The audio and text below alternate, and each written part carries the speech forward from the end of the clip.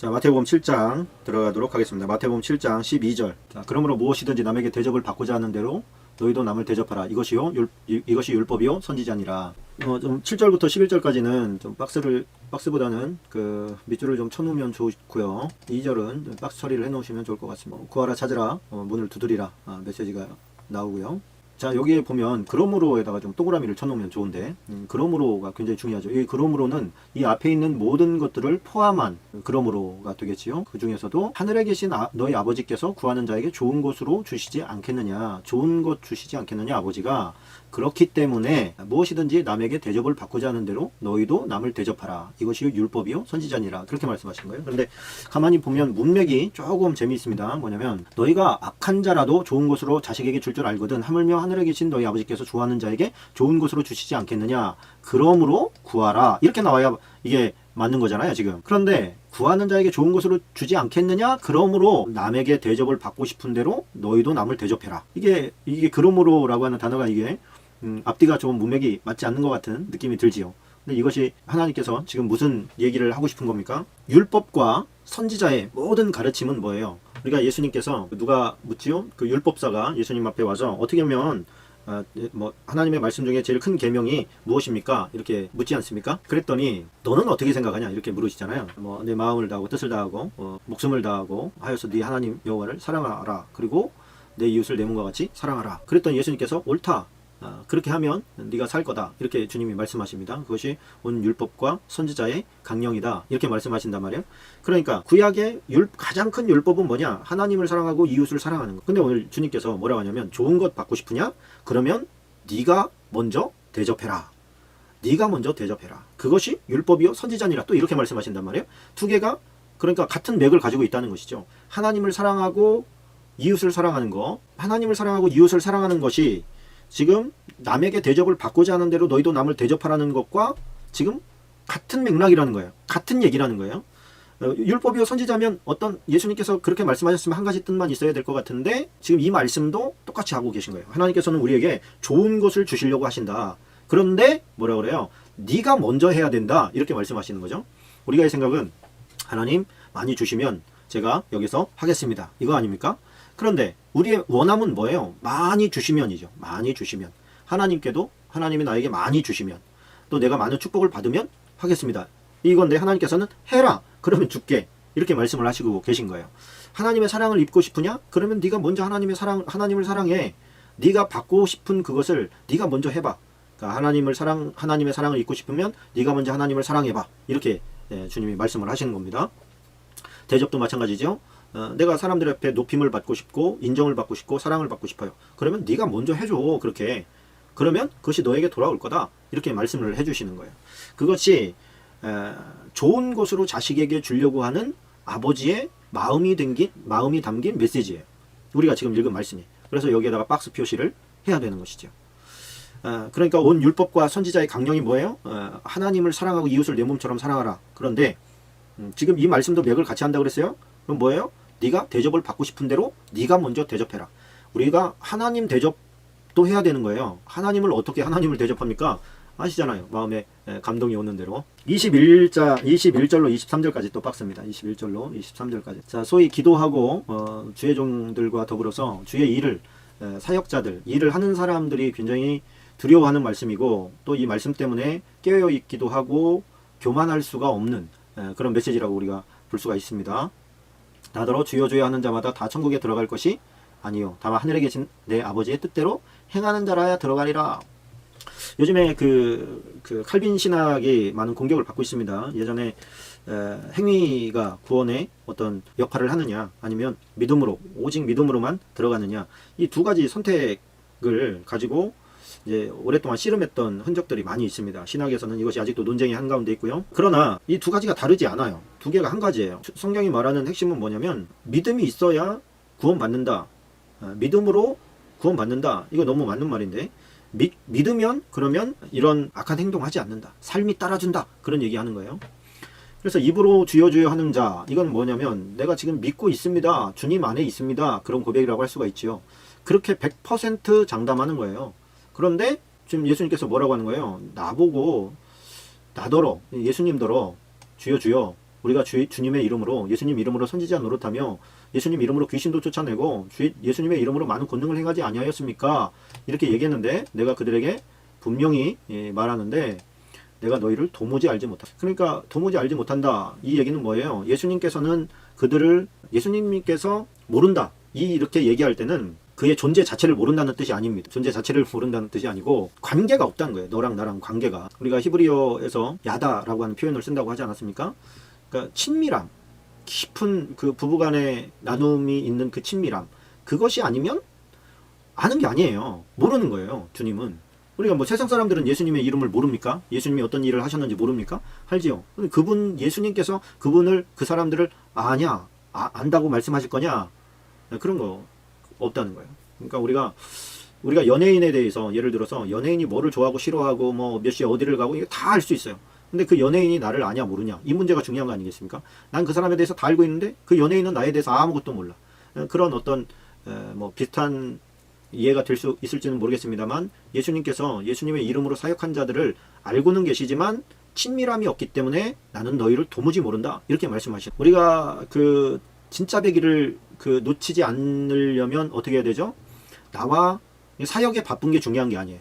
우리 호산나 원장님께서도 같은 말씀하셨는데 사역이 바쁜 게 중요한 게 아니에요. 사역을 많이 한다고 해서 하나님께서 그래 잘했구나 이렇게 하는 게 별 의미가 없어요. 내가 한 게 아니라 주님이 하셨다고 고백을 해야 되는데 내가 너무 열심히 뛰어다니면 자기 얘기가 안 나올 수는 없겠죠. 내가 사역을 하지만 원장님 말씀이 내가 사역은 하지만 주님과 1대1로 교제하는 시간을 놓치고 싶지는 않다. 나는 사역보다 주님과 교제하는 시간이 더 중요하다. 그것이 정말 핵심인 거죠. 모든 성도들의 핵심입니다. 거기에서 나오는 것이 사역이고 치유고 귀신을 쫓아내는 것이고 병든 자를 고치는 것이 본질이 이 비본질을 가지고 본질이 희석돼 버리면 주님으로부터 나중에 내가 너를 도무지 모른다 이렇게 이제 나올 수가 있다라고 하는 얘기입니다. 하여튼 정리 잘 하셔서 쓰시기 바랍니다. 자, 24절 한 절도 여기는 밑줄을 좀 빨간 밑줄을 좀 쳐놓으면 좋겠습니다. 그러므로 누구든지 나의 이 말을 듣고 행하는 자, 자 여기서 또 행하는 자들이 나왔어요. 여기도 행함이 굉장히 중요시 됩니다. 여기도 행함이 나오고요. 여기에서의 행함이라고 하는 것은 뭡니까? 주님께서 요구하시는 새 율법, 사랑이라고도 할 수가 있겠고요.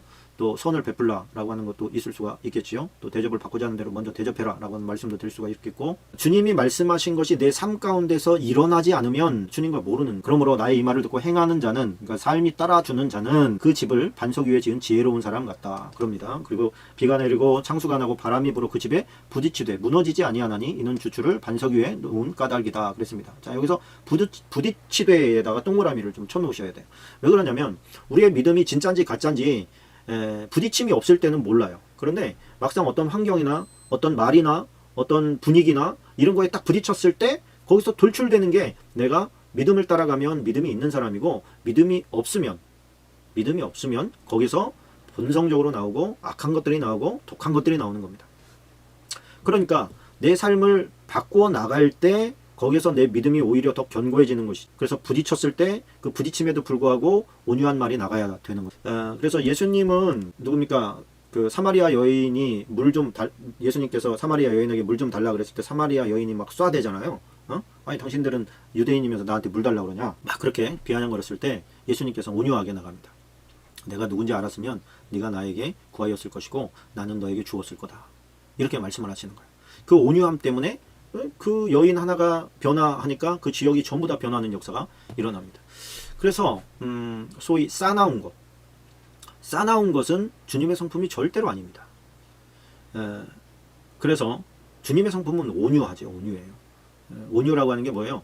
야생마를 길들였을 때 그 말이 주인의 말에 복종하는 그 상태, 그 힘은 가지고 있으면서 주인의 말에 복종하는 상태를 온유라고 하는 거예요. 주인이 쓰라고 하는 곳에 힘을 쓰는 야생마는 막 날뛰지 않습니까?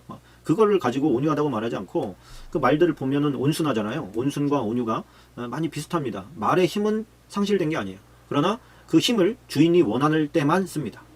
그것이 온유한 상태예요. 그러니까 우리의 믿음 상태가 우리 안에 있는 것이 뭐가 있는지는 부딪혔을 때 나옵니다. 화가 확 일어나고 그랬을 때 내 안에 이렇게 아직도 분노가 있구나. 내 안에 화가 있구나.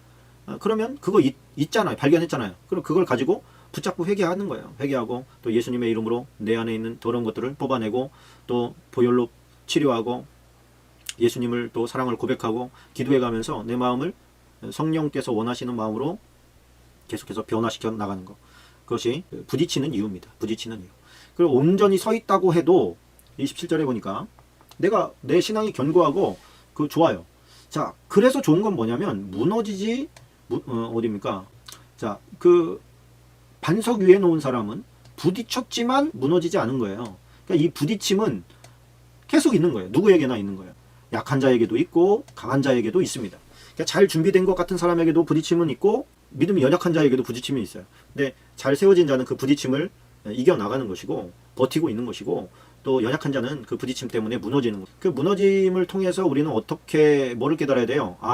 더 견고한 바닥 위에다가 바탕 위에다가 세워야 되겠구나. 예수님이 우리의 반석이잖아요. 예수님의 반석 위에다가 집을 세우면 무너지지 않는다 그런 얘기예요. 그러니까 모든 것을 할 때 예수님에 연동되어서 행동을 하라. 이렇게 우리가 이해를 하면 되겠습니다. 뭐냐면 바닥에서 떠 있는 집은 없어요. 아무리 날림으로 졌어도 공중에다가 집을 지을 수는 없어요. 전부 다 바닥과 연결이 되어 있습니다. 그 바닥이라는 게 뭐냐면 어떤 사람은 물질, 어떤 사람은 명예, 권세 이런 거에다가 자기의 집을 세운다는 거예요. 그런데 그런 것들은 부딪히면 다 사라져 버려요. 그냥 허물어져 버려. 밑에가 집안이 약하기 때문에 다 무너져 버리는 거예요. 근데 예수님의 반석은 예수님에다가 이거 예수님이 기뻐하실까? 예수님이 원하실까? 예수님이 즐거워하실까? 예수님이 화내실까? 예수님이 안 기뻐하실 것 같은데 이렇게 예수님과 연동되어서 그 집안을 갖다가 예수님에게 두고 그 위에다가 집을 세우면 이게 뭐예요? 다 집안의 힘을 집안이 받쳐줘야 집도 세워지는 것이죠. 여기다가 연동지어서 우리가 행동했던 것, 또 베풀었던 것, 또 살아냈던 것 이런 것들은 무너지지 않는다는 거예요. 성경에 보면 또 이제 우리가 불로 소멸될 때에 남는 것들에 대해서 얘기할 때도 같은 내용입니다. 자, 8장으로 넘어갑니다.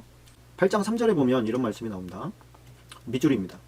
예수께서 손을 내밀어 그에게 대시며 이르시되 내가 원하노니 깨끗함을 받으라 하시니 즉시 그의 나병이 깨끗하여진지라.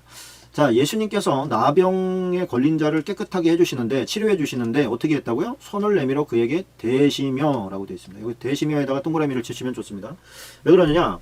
이게 옛날 성경에는 문둥병자라고 되어 있습니다. 손이 끊어져 나가고 어떤 거는 그 전염이 되기도 하지만 어떤 건 전염이 안 되는 것도 있는데 보통 이제 지금 치료제가 없을 때는 전염이 되는 걸로 판단을 하고 그런 사람이 있으면 밖으로 내어 쫓습니다. 그리고 이렇게 그 소리를 내게 돼 있어요.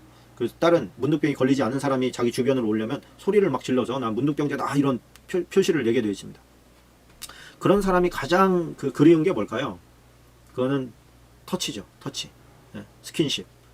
한번 누군가를 안아볼 수도 없고 악수 한번 할 수도 없고 이쁘다고 만질 수도 없고 철저히 그냥 섬에 있는 거예요. 혼자만에.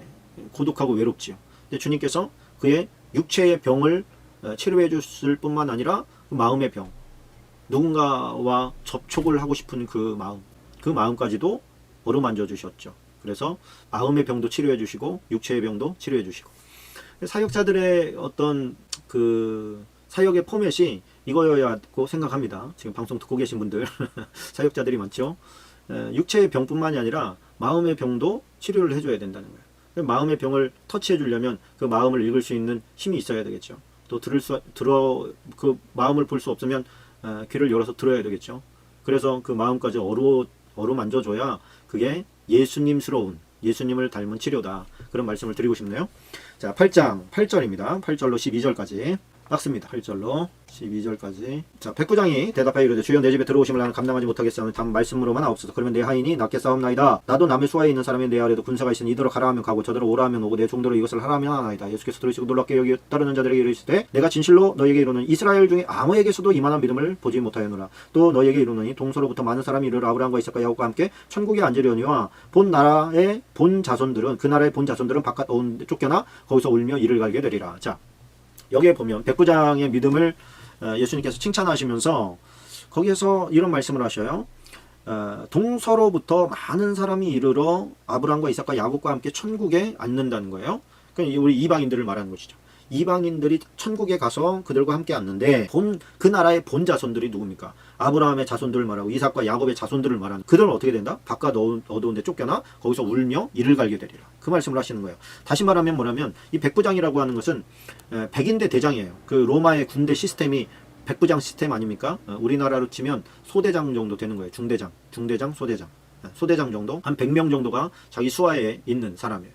근데 그는 로마 사람이란 말입니다. 로마 사람이 예수님께 와가지고 놀라운 얘기를 하는 거예요. 뭐냐고 하면 내 하인이 중풍병으로 지금 누워서 몹시 괴로워하고 있습니다. 중풍병에 걸렸는데 그 하인을 불쌍히 여기는 마음이 백부장에게 있는 거죠. 그래서 예수님은 누구예요? 자기네가 정복한 그 정복국의 시민이잖아요. 어떻게 보면 그 당시의 문화로 뭐 이래라, 너 와가지고 말이야 내 하인 좀 고쳐봐, 이렇게 할 수도 있는데 예수님이 누구신지 제대로 파악을 했던 것 같아요. 그래서 와서 겸손하게 내 하인이 중풍병으로 지금 고통당하고 있습니다. 그러니까 자기 자식도 아니고 그 당시에 하인이라고 하는 것은 재산이거든요. 재산, 소와 뭐 돼지 이런 것처럼.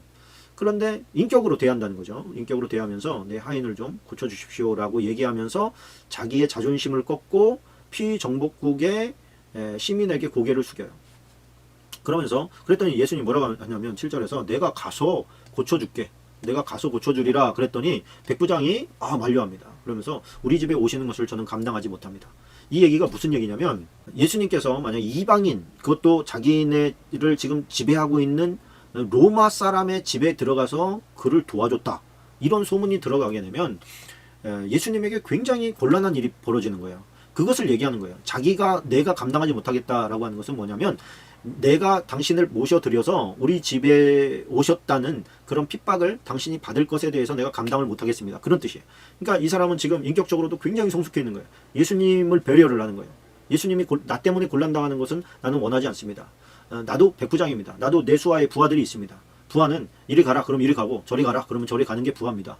나도 당신이 이리 가라 하면 이리 갈 거고, 저리 가라 하면 저리 갈 겁니다. 그러니 말씀만 하십시오. 내가 그대로 순종하겠습니다. 그랬더니 예수님께서 제가 생각할 때는 박수 쳐줬을 것 같아요. 이스라엘 사람들 중에서도 이만한 믿음을 보지를 못했는데 이방인에게서 이런 믿음을 발견하는구나. 자, 이게 왜 이게 큰 믿음이냐면 배려했기 때문에 큰 믿음이 아니고, 그 당시까지는 사람들이 예수님께서 믿음대로 역사하시는데 그 믿음이 대부분 다 뭐였냐면 손을 얹고 혹은 만져서 그 앞에서 기도해서 그래야 낫는다, 이런 생각을 가지고 있었어요.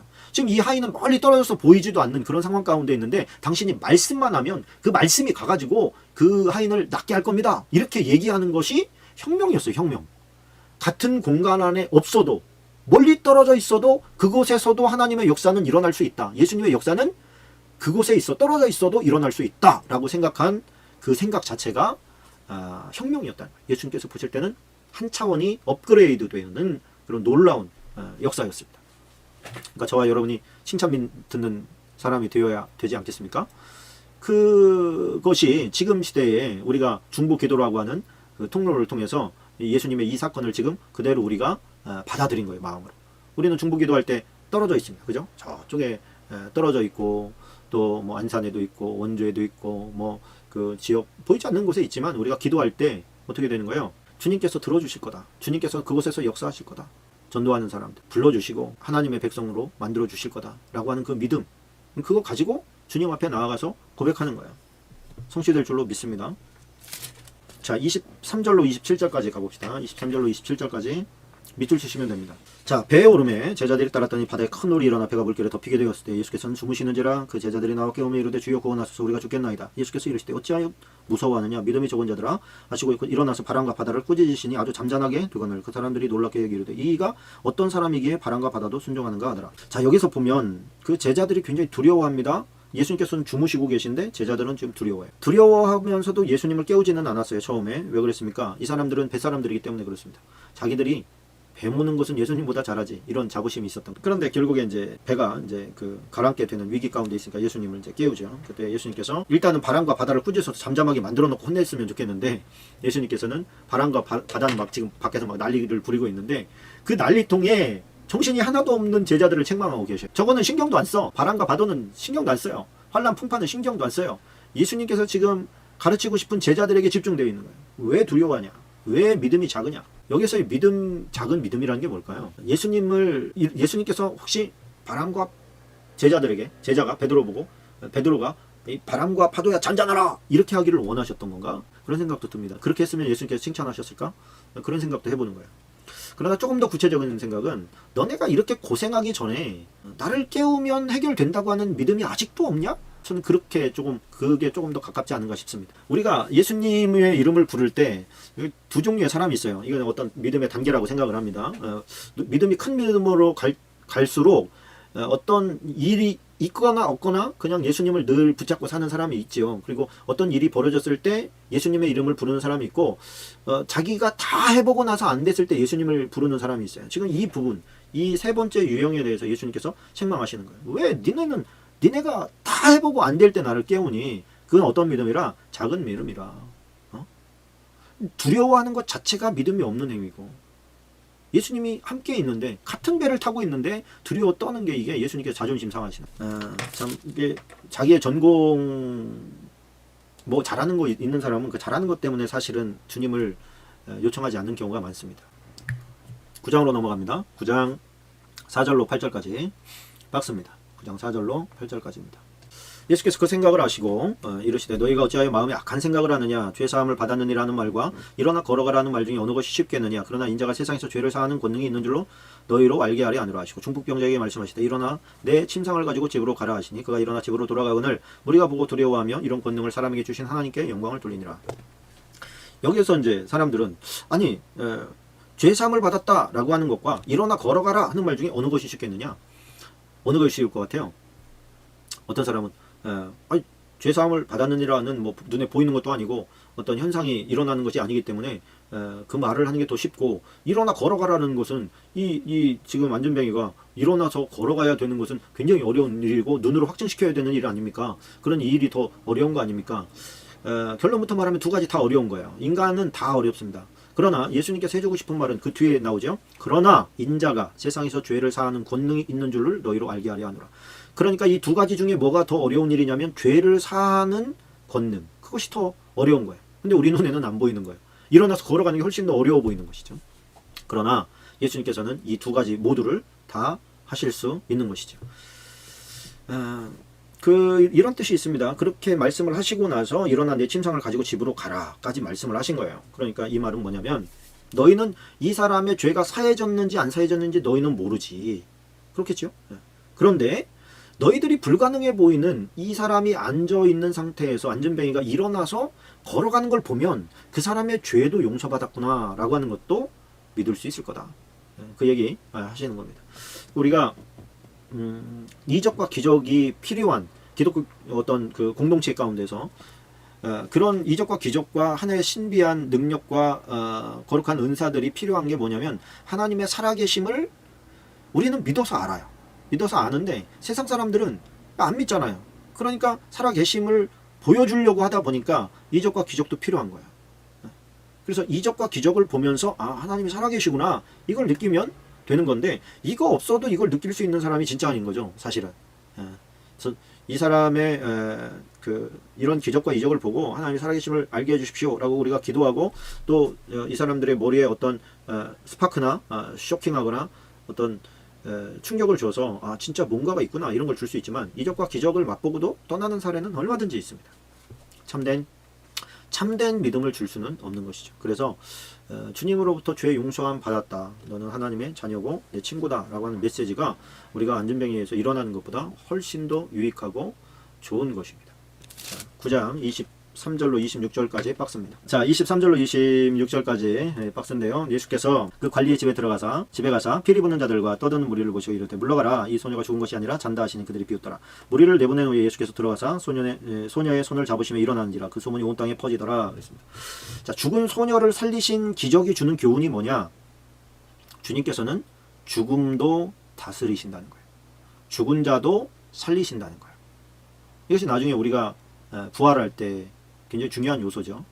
근데 예수님께서는 이 소녀가 지금 방금 죽었지만은 일어나는 것과, 우리가 모래가 흙으로 돌아가가지고 뼈 하나 뭐 머리카락 하나 남지 않고 다 모래로 돌아가서 살아나라 라고 하는 것과, 소녀야 일어나라 하는 것이 뭐가 더 어려울까요? 언뜻 보기에는 이게 더 어려워 보입니다. 그죠? 예수님께서는 똑같습니다. 어차피 사람을 흙에서 만든 것, 생기를 불어넣어서 만든 것, 마찬가지로 흙에서 돌아온 거 아닙니까? 마찬가지라는 얘기예요. 두 가지가. 우리는 이거는 좀 가능성이 있어 보이고 이거는 불가능해 보이고 이렇게 보이죠. 이것이 우리의 믿음의 갭입니다. 살아서 돌아온 자가 어뜻 뭐 있을 수도 있잖아요. 그런 얘기도 많이 들었고 그건 가능한 거. 일단 죽은 지 오래됐고 모래가 됐다, 흙이 됐다. 근데 살아온다. 이거는 믿을 수가 없다. 그 중간 단계가 뭐죠? 나사로죠. 죽은 지 나흘이나 되었습니다. 냄새가 나나이다. 네가 믿으면 하나님의 영광을 본다고 말하지 않냐? 문 열어라. 돌문을 굴려놨더니 나사로야 나와라. 그랬더니 온몸이 그냥 묶인 상태로 그 막 토끼 뛰어가지고 간신히 나오잖아요. 하나님께는, 주님께는 뭐 죽은 지 오래된 사람이나 아니면 조금 전에 죽은 사람이나 살리는 것은 똑같다. 36절 한 절 밑줄 치고 가면 좋을 것 같습니다. 36절. 자, 무리를 보시고 불쌍히 여기시니 이는 그들이 목자 없는 양과 같이 고생하며 기진함이라고 했습니다. 목자 없는 양은 얼마나 불쌍합니까? 목자들의 말에 의하면 목자가 없는 양은 거의 죽는답니다. 거의 100% 죽는데요. 그래서 그 무리에서 이탈하는 양, 그 양을 빨리 속히 그 목자가 찾아내지 않으면 거의 다 죽는다는 얘기예요. 그래서 호기심에 뭐 무리에서 이탈하게 되고 또 그 우리에서 벗어날 수는 있지만 곧 죽습니다. 그래서 예수님이 우리의 목자가 되시는데 이 예수님을 뭐 내가 잠깐 나가서 좀 세상 재미 좀 보다가 돌아오지, 그건 양 생각이에요. 그 양을 잡아먹으려고 하는 그 세력이 얼마나 사방 천지에 널려 있는지를 정말 몰라서 하는 얘기예요. 목자 떠나면 죽습니다. 잊으면 안 되겠습니다. 자, 10장 2절로 4절까지 박습니다. 자, 열두 사도의 이름은 이러하니 베드로라 하는 시몬을 비롯하여 그 형제 안드레와 세베대의 아들 야고보와 그 형제 요한 빌립과 바돌로메 도마 세리마테 알페오의 아들 야고보와 다데오 가나안인 시몬 및 가룟 유다 곧 예수를 판자라. 이게 열두 제자의 이름입니다. 열두 사도의 이름인데 사도들의 어떤 레벨이 있어요. 사도들의 레벨이 있어서 베드로, 야고보, 요한 이런 사람들은 예수님께서 제1레벨에 두셨죠. 예수님 측에 가장 가까이 두시고 어떤 고민이나 염려가 있을 때 같이 기도하자고 데리고 다니면서 같이 기도하고, 그게 교회도 마찬가지인 것 같습니다. 교회도 마찬가지고 뭐 다 똑같지는 않아. 어떤 레벨이 분명히 있습니다. 그리고 그 레벨업 하려면 분명히 거기에 해당하는 어떤 수고와 인내와 어떤 대가를 치러야 돼요. 예전에 김동호 목사님 그 세미나인가에서 제가 좀 들은 기억이 나는데, 애기 같은 교인이 있다. 예쁘기는 해. 근데 아주 이기적이라서 자기만 좀 챙겨달라 이렇게 그렇게 말은 안 하지만 그런 행동 양상을 보이는 아기 같은 교인들이 아이들처럼 교회 와서 노는 거 좋아하고 친목 좋아하고 하는데 진짜 일은 못하는, 하나님의 사명은 감당하지 못하는 그런 노는 거 좋아하는 아이들과 환자 같은 교인도 있다. 늘 위로받고 도움받아야 간신히 생명 유지하는 그런 환자 같은 교인도 있고, 제자와 같은 교인이 있어서 잘 훈련되고 또 기도함으로 말미암아서 전투병 특전사처럼 어떤 절대적으로 하나님의 말씀에 순종해서 그 맡겨진 그 임무를 완수하려고 정말 생명을 걸고 뛰는 그런 특전사 같은 제자가 있다. 그런 얘기를 들었습니다. 여러분들은 하여튼 특전사 되시기를 축원합니다. 자, 19절도 참 중요한 말씀인데 19절 밑줄 좀 쳐놓고 가십시다. 자, 여기 18절부터 좀 또 너희가 나로 말미암아 총독들과 임금들 앞에 끌려가리니 이는 그들과 이방인들에게 증거가 되게 하려 하심이라. 너희를 넘겨줄 때 어떻게 또는 무엇을 말할까 염려하지 말라. 그때 너희에게 할 말을 주시리라. 자, 이게 너희에게 할 말을 주시는 이분이 누구냐면 성령님인 거죠.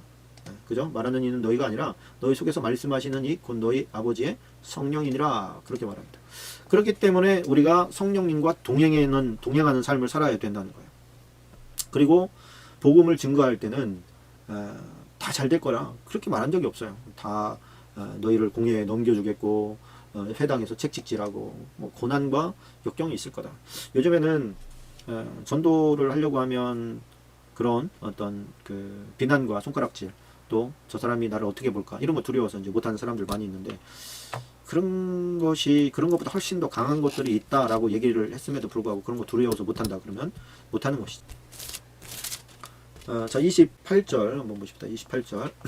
자, 몸은 죽여도 영혼은 능히 죽이지 못하는 자들을 두려워하지 말고 오직 몸과 영혼을 능히 지옥에 멸하실 수 있는 일을 두려워하라. 이 말씀 보면 주기철 목사님 생각이 납니다. 주기철 목사님. 일본 경찰이 주기철 목사님을 좀 회유하기 위해서 주기철 목사님에게 그렇게 절하지 못하겠거든, 신사에다가 절하지 못하겠거든, 그냥 지나면서 고개만 까딱해라.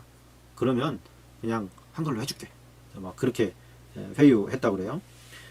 그걸 거부하니까 천장에다 매달고 막 사방에서 치고, 기절하면 고춧가루 탄 그 물을 갖다가 코와 입에다 막 붓고, 보는 앞에서 사물을 강간하고, 또 그것을 자녀들이 보게 하고 막 고문했다 그래요. 그러면서 이래도 안 되고 저래도 안 되니까 그 일본 경찰이 어느 날은 이렇게 질문을 했다고 해요. 야, 주목사, 너는 여기서 이렇게 고통받고 있는데 네가 그렇게 믿고 신뢰하는 네 신은 어디 있니? 그게 신이냐? 이렇게 물었다니. 그랬더니 그때 주기철 목사님이, 당신은 그게 안 보입니까? 당신은 주님이 안 보입니까? 이렇게 반문을 했다고 그래요. 지금 당신이 볼 때는 이런 고문을 내 힘으로 버티고 있다고 생각합니까? 나는 그분이 지금 내 곁에서 주시는 힘이 아니면 잠깐도 버틸 수 없는 연약한 사람입니다. 그렇죠. 우리가 한 번 죽잖아요. 이 세상은 어찌됐든 어떤 고통을 당하든 하여튼 뭐 찢어지든 갈라지든 타든 한 번만 죽어요. 그죠? 몸은 한 번만 죽습니다. 그런데 영혼은 그들이 죽일 수가 없고요. 그들의 영혼이 지옥에 가면 영원히 죽습니다. 죽여놓고 살면 또 죽이고, 살면 또 죽이고, 살면 또 죽이고, 그 죽이는 과정이 수천 번, 수만 번, 수천만 번이 반복돼도 끝나지 않는 그곳에서 그 고통을 당하고 살겠느냐? 한 번 죽고 끝나는 걸로 살겠느냐? 그러면 당연히 우리는 아멘이시죠? 자, 그래서 그 뒤에 32절, 33절에 이런 말씀이 나옵니다. 누구든지 사람 앞에서 나를 시인하면 나도 하늘에 계신 내 아버지 앞에서 그를 시인할 것이요, 누구든지 사람 앞에서 나를 부인하면 나도 하늘에 계신 내 아버지 앞에서 그를 부인하리. 자, 이게 예수님을 내가 시인하느냐 부인하느냐의 결과입니다. 근데 목숨이 걸린 자리에서만 꼭 시인하고 부인하는 그런 문제는 아니에요. 내가 여기에서 예수님의 이름을 거론했을 때 나에게 불리하게 작용할 거다 라는 생각이 들어서 침묵하고 있거나 말하지 않는 건 역시도 부인입니다. 그래서 어떤 회식 자리에 예를 들어서 이제 갔는데 뭐 다들 술을 먹고 뭐 찌고 막 이렇게 하는데, 또 뭐 술을 먹느냐 안 먹느냐에 따라서 천국 가고 지옥 가고 이런 문제는 아니라고 생각해요. 그러나 한국 사회는 술을, 제대로 된 크리스천은 술을 먹지 않는다라고 하는 인식이 굉장히 강합니다. 술을 먹는다고 지옥 가냐? 뭐 이렇게 하고 이제 타협을 한다든가, 그렇게 할 때 나는 예수를 믿습니다. 그렇기 때문에 나는 술을 먹지 않습니다. 요즘에는 이렇게 뭐 억지로 권하고 그런 문화는 좀 이제 많이 벗어났다고 합니다만, 그런 때 좀 태도를 명확히 할 필요가 있다, 그렇게 생각이 되어집니다. 자, 11장으로 넘어가겠습니다. 11장 2절로 6절까지 박스입니다. 중요한 말씀입니다. 자, 요한이 오게서 그리스도께서 하신 일을 듣고 제자들을 보내 예수께 여짜오되 오실 그이가 당신입니까? 우리가 다른 일을 기다리오리까? 예수께서 대답하여 이르시되 너희가 가서 듣고 보는 것을 요한에게 알리되, 맹인이 보며 못 걷는 사람이 걸으며 나병 환자가 깨끗함을 받으며 못 듣는 자가 들으며 죽은 자가 살아나며 가난한 자에게 복음이 전받는다라. 누구든지 나로 말미암아 실족하지 아니하는 자는 복이 있도다. 자, 이 지금 이사야 35장 5절로 10절까지 말씀을 지금 인용하신 거예요, 예수님께서. 자, 이 요한은 지금 유대인들이 다 원하는, 지금 로마를 박살내고 유대인들이 세계를 제패하는 그런 그 어떤 세상을 꿈꾸면서 메시아를 기다리는데, 세례 요한은 예수님께서 그런 사람이라고 생각을 하고 있었어요. 그런데 예수님께서는 그거에 생각이 없어 보여요. 혁명을 이루실 생각이 없어 보이는 거예요. 계속해서 못 걷는 사람, 맹인들, 나병 환자, 이런 사람들, 세상적으로 볼 때 치유가 불가능한 그런 사람들을 고치는 수준, 혹은 어떤 기적들을 이루는 수준에서 지금 예수님께서 어떤 액션을 취하지 않는 모습을 보고, 또 한편 서운한 것도 있었어요. 내가 감옥에 갇혀 있는데 예수님께서 지금 어떤 액션을 안 취해 주시네 라고 하는 것에 대한 어떤 약간 불만적인 그런 말. 근데 예수님께서는 지금 너가 너네가 기대하는 메시아가 아니고 성경이 말하고 있는 메시아는 내가 확실하다, 그런 얘기 하시는. 우리가 하나님의 말씀을 모르면 하나님에 대해서, 예수님에 대해서 우리가 기대하는 예수님이 있어요. 기대하는 예수. 근데 예수님께서는 지금 무슨 말씀을 하시냐면, 네가 기대하는 예수님의 모습이, 하나님의 모습이 진짜가 아니고 성경에 기록된 하나님의, 또 예수님의 그 모습이 진짜라는 거예요. 그러니까 내가 기대한 예수님과 성경에서 말하고 있는 예수님이 같으면 상관이 없어. 그런데 내가 기대하고 있는 예수님과 성경이 말하고 있는 예수님, 내가 기대하는 메시아와 성경이 말하고 있는 메시아가 서로 다를 경우에는 누가 맞는 거겠어요? 당연히 예수님이 맞는 거죠. 우리가 이제 어떤 논쟁이나 싸움이 벌어졌을 때 말씀이 떠오르잖아요. 어떤 말씀이 떠올라. 그럼 말씀대로 가야 되는 거예요. 근데 말씀은 말씀대로 두고 내 생각이 막 더 말씀보다 우위에 있으면 그 일은 갈수록 꼬일 거예요. 더 복잡해질 거고 인격도 망가질 겁니다. 말씀의 권위 앞에 자기를 어쨌든 계속해서 포기해야 됩니다. 자, 18, 19절도 보고 가십시다. 18, 19절. 자, 요한이 와서 먹지도 않고 마시지도 아니하며, 이 요한은 뭐 거의 금식하면서 지냈거든, 광야에서. 그들이 말하기를 귀신이 들렸다. 쟤는 먹지도 않고 마시지도 않는데도 살아. 저기 사람이야 귀신이지? 이렇게 어떤 비아냥이죠. 근데 예수님께서는 와서 먹고 마시며 말하기를, 보라, 먹기를 탐하고 포도주를 즐기는 사람이요 세리와 죄인의 친구로다 하니 지혜는 그 행한 일로 인하여 옳다함을 얻느니라. 자, 뭐라고 얘기하는 거예요? 어느 쪽이든 긍정적인 어떤 시각으로 보지 않고 비판과 정죄의 눈으로만 판단하는 인간의 어떤 타락한 본성과 악함을 예수님께서 찍는 거죠.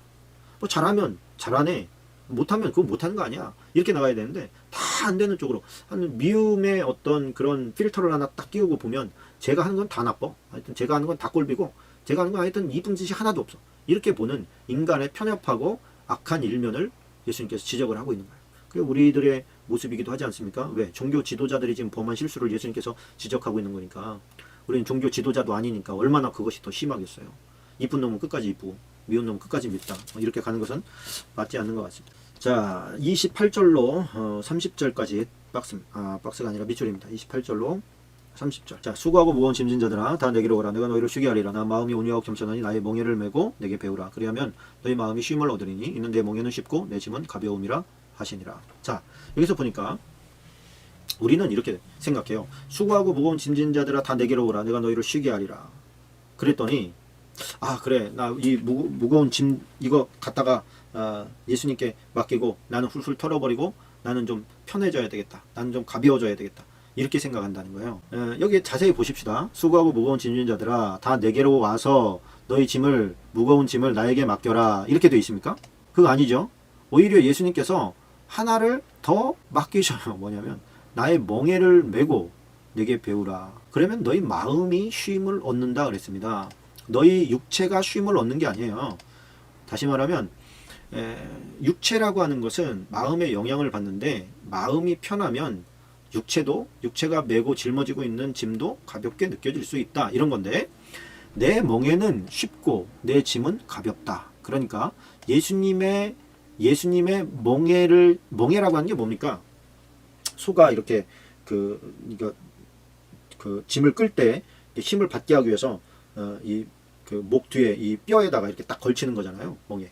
근데 예수님의 멍에는 기본적으로 좀 무겁거든요. 근데 멍에를 메고 그리고 짐도 지고 내가 지금 지고 있는 짐도 지라는 얘기예요. 여기서 내 멍에를 메고 내게 배우라 라고 하는 것은 뭐냐면 짐지는 법을 배워라, 그런 뜻이에요. 짐지는 법을 배워라. 자, 이거 예를 들면 멍에라고 하면 좀 이해가 안 되죠. 자, 이 물찌개 있습니다. 물찌개. 여러분들은 물찌개 져봤는지 모르겠습니다. 제가 시골에서 물찌개를 질 때는 이렇게 지게처럼 생겼는데 대신에 위에가, 지게가 옆으로 이만큼 나와 있습니다. 이렇게 그 나무가. 그 끝에는 갈고리가 이렇게 달려 있어요. 그래가지고 이쪽에도 그 밧개스가 하나 있고 이쪽에도 밧개스가 있어서 그 고리, 이 나무에 달린 고리를 잡고 이거 한번 보십시다. 이거 알 텐데, 그죠? 어른들은 혹시 젊은 사람이 또 볼 수 있으니까. 자, 여기 물찌개가 있네요. 자, 이게 물찌개. 그렇죠? 잠깐 사라져야 되겠습니다. 자, 이게 물찌개인데, 자, 이게 뒤에, 이게 이제 한마디로 얘기하면 멍에예요, 멍에. 멍에인데, 이쪽에도 짐이 있고, 이쪽에도 짐이 있어요. 그러면 이것은 어려운 게 아닙니다. 이건 그냥 짊어 메고서 가면, 그냥 이 두 개의 어떤, 그 지렛대가 지금 평형을 딱 맞춘 상태이기 때문에 그렇게 어렵지 않아요. 그런데 만약에 이게 한쪽에는 물이 있고, 한쪽에는 없어요. 아니면 한쪽에는 꽉 차 있고 한쪽은 반만 있어요. 그러면 세상에 이것처럼 무거운 게 없는 거예요. 너무너무 무거운 거죠. 힘들고 막 한쪽으로 기울고 척추는 뽀개질 것 같고 너무너무 어려운 거예요. 자, 그러면 예수님께서는 지금 내게 배우라라는 얘기는 뭐냐면 짐을 지고 가는 방법을 배워라, 그런 뜻이에요. 짐을 지고 가는 방법을 배워라. 무게중심을 맞춰야 된다는 거예요. 무게중심. 예수님께서는 영적인 예수님 그냥 결론부터 얘기하면 영적인 짐과 육적인 짐을 같이 지고 가면 괜찮아요. 오히려 쉽게 가볍게 느껴집니다. 그냥 쉽게 갈 수 있어요. 근데 영적인 균형에만 무겁게 하고 우리가 육적으로 나의 십자가가 있잖아요. 내가 지고 가야 될 십자가가 있는데 그거는 내팽개쳐버리고 영적인 무슨 그 한쪽에만 물을 가득 담고 내가 육적으로 해야 될 십자가의 무게는 가볍게 하고 그러고서 이렇게 가면 말이죠. 이게 뭐 보통 어려운 게 아니에요. 뭐 이쪽 허리가 끊어져요. 근데 이게 영적으로 내가 짊어지고 가야 될 예배와 또 말씀과 기도와 또 삶의 실천의 무게를 가지고 있고 또 이쪽은 내가 삶을 살아가면서 가정을 지탱하면서 돈을 벌고 또 아이들을 키우고 집안일을 하고 또 뭐 이런 그 짐이 있어요. 이 두 개의 짐을 균형을 딱 맞추면 이게 괜찮아. 이게 언덕백이 올라가는데도 그렇게 부담스럽지가 않아. 이 두 개가 균형을 딱 맞춰져 가지고요. 이게 이쪽 발 갈 때 얘가 약간씩 이렇게 그 바닥이 지게가 좀 약간 이렇게 흔들 해주면 이게 발걸음도요. 이게 이상하게 가벼워요. 그런 쉼이에요. 그런 쉼. 이제까지는 너희가 이 두 개의 균형을 맞추지를 못해가지고 한쪽으로 치우친 삶을 살았기 때문에 너희들이 너무 어렵게 가는 거야. 신앙이 별로 없고 어떤 그 예배 생활이나 어떤 영적인 질서가 없는 사람들은 그냥 세상 사람들이랑 똑같이 사는데 뭐라 그럽니까? 늘 힘들어 있어요. 늘 피곤하다 그러고 늘 공부하다 그래요. 근데 오히려 세상 일을 똑같이 하는데 이 주님의 오히려 기도하고 말씀도 보고 예배도 드리고 이러는 사람은 오히려 그렇게 맨날 쩔어 있지는 않아요. 그 안에서 생수의 샘이 터지기 때문에. 그래서 예수님의 방법이 뭐예요? 이 세상에 사역을 하시죠. 분명히. 사역을 얼마나 힘들게 하셨는지 몰라요. 근데 그만큼 또 기도도 하시잖아요. 새벽 미명에 일어나서 먼저 기도하시고 밤중에 또 일 사역 마치고 또 기도하시고 이게 뭐냐면 물질의 균형을 딱 맞추는 거예요. 그렇게 함으로 걸어갈 수 있게 만드는 것이죠.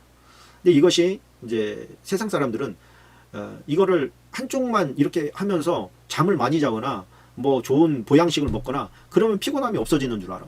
그렇지 않다는 거예요.